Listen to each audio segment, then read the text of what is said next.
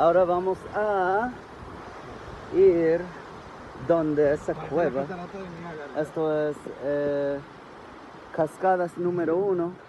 La que fuimos era Cascadas número 2. Por acá hay un pequeño museo de la historia de Guam que vamos a entrar rápido. Familias pueden comer aquí. Es que vamos, pero no ahora mismo.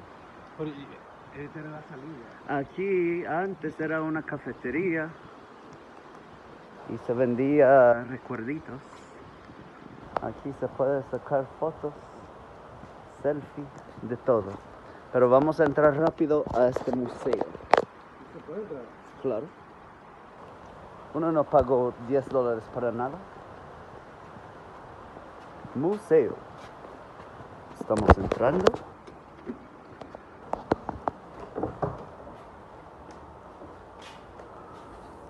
Oh, pero es súper cosa por aquí. Es como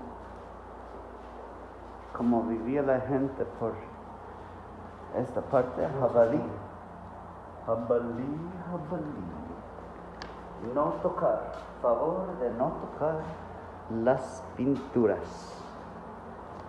El barco de Magallanes que llegó y supuestamente se hicieron amigos, pero no fue el caso, porque esto pasó como en todas partes de América Latina.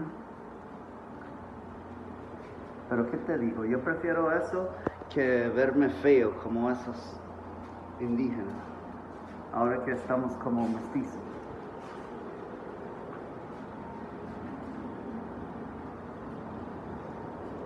Nazi Japón invadió a Guam. Primero invadieron a las Islas Marianas del Norte y luego Guam fue la única isla no parte de Japón.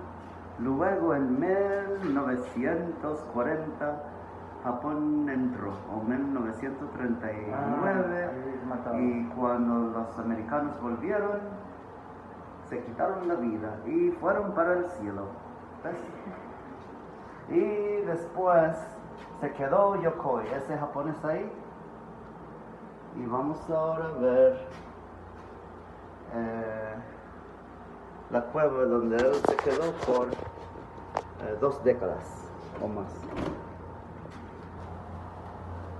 Salida, dice ahí.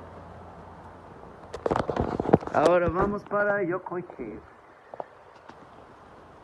Tú no necesitas. Ah, mira, se podía bañar aquí también. Y yo traje el shampoo y todo. Cuidado resbaloso.